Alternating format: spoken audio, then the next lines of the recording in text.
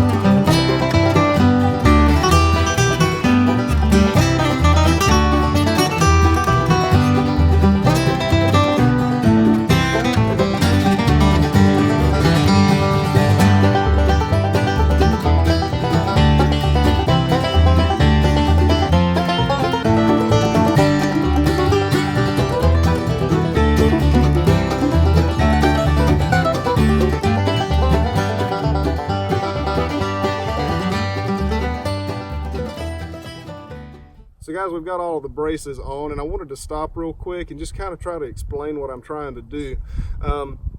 most of the shock and the stress on this mill is going to be in this direction. If you can imagine, this is the end of the mill. This is the foot of the mill. The logs are going to be winched up from this direction. So they're going to be winched up, and if a log gets away from me and jars the mill, all of that pressure is going to be trying to push this frame in this direction. So that's why on all 4 of these sets of posts, I've got a brace piece running from the top of the right-hand post to the bottom of the left-hand post. So all that torture and shock gets transferred from up here straight through this to down here. And of course, the strongest part of these posts is at the very bottom. So let's look at the head of the mill, and I'll show you what I've done up there as well. So guys, this is the head of the mill, and I know this setup looks a little bit wonky, but let me try to explain it. I didn't put these brace pieces the entire length of the mill because I just don't envision a whole lot of stress being put on this frame that direction or that direction. If a log gets away from it, it's almost certainly going to be only in that direction or only in this direction. But I did want something to brace it up, just to be overly cautious. If the mill head gets away from me and jars back, it won't knock the frame out of alignment. So that's why I put these weird looking braces up here. So guys, that completes the frame of the mill. Now we've got to put those 6x6 timbers on top, and it may take some finagling to get those straightened out and level with one another. And somebody suggested in the comments, and I'll find out who that was and give them a shout out here in a minute. Somebody suggested a really, really awesome way to mount the mill to this frame, and I will show you all that in a few minutes after we get those timbers on. But I am really excited about it. Y'all have been a tremendous help during this project.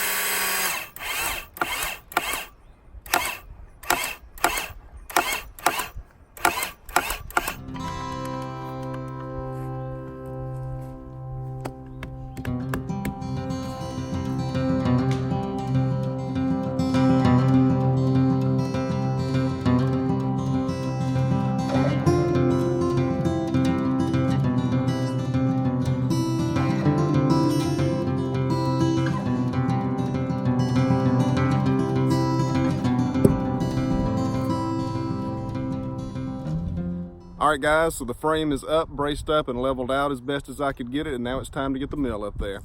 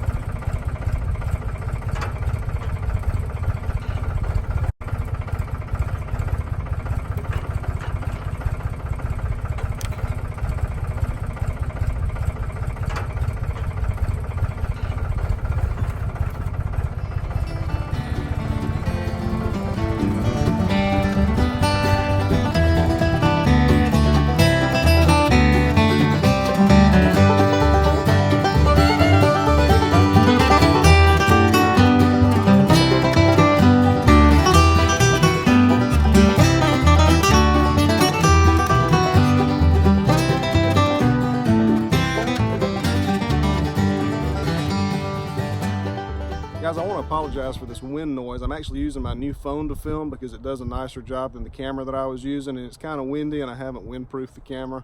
But anyway, as you can see behind me, we've got the bed of the sawmill up on that frame. We're not going to mount it directly. I want to give a shout out to Mr. Michael Jones. On the last video, he advised me that I should use a piece of threaded rod or all thread to mount that bed to the frame. So what we're going to do, and I've already enlarged some of the holes in the bed, and what we're going to do is we're going to go ahead and drill through those timbers, and we're going to put a piece of 3/4 inch threaded rod through there. And what that's going to allow me to do is, even if those timbers are not quite level, and they're not, it'll allow me to adjust it so that the bed of the mill will be level despite those timbers in that frame.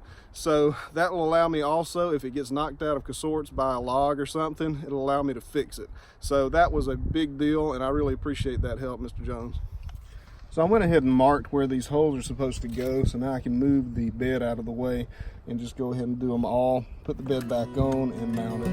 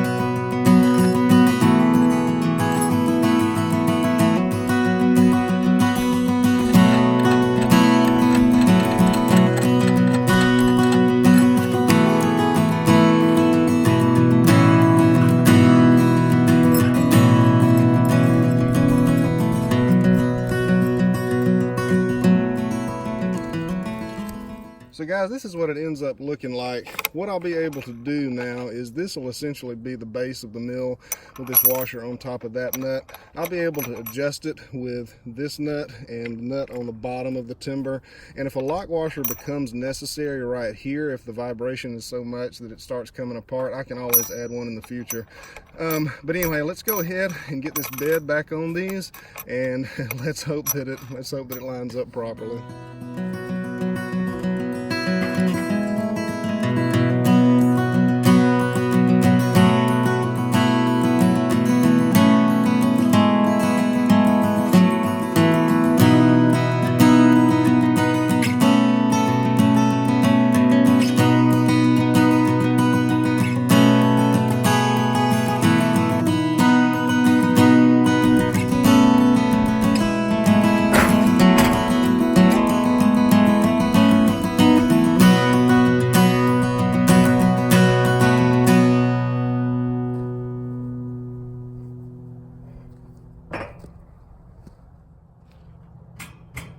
Look at that.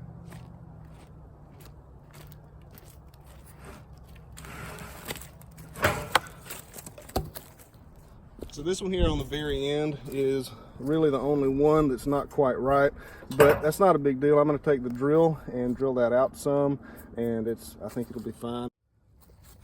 If anybody's curious as to what this drill is, it's an old Black & Decker Wrist Breaker 2000.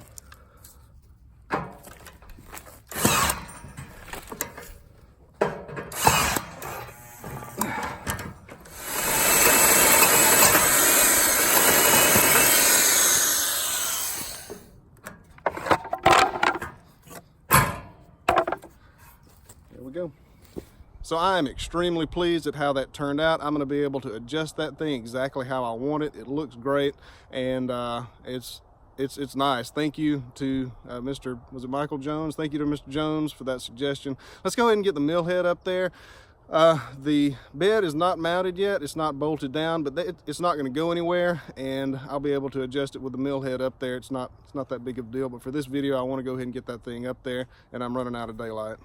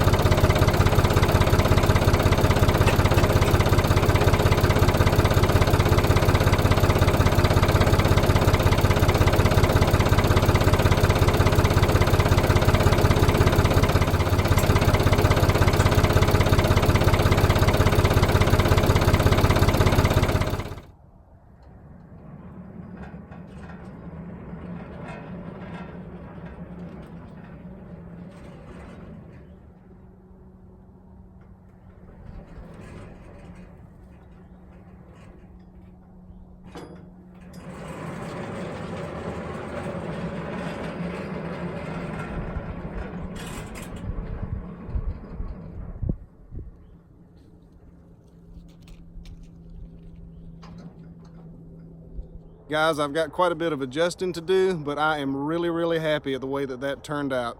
Thank y'all for watching. Remember to hit that like button, hit the subscribe button if you haven't already, and I will see you next time.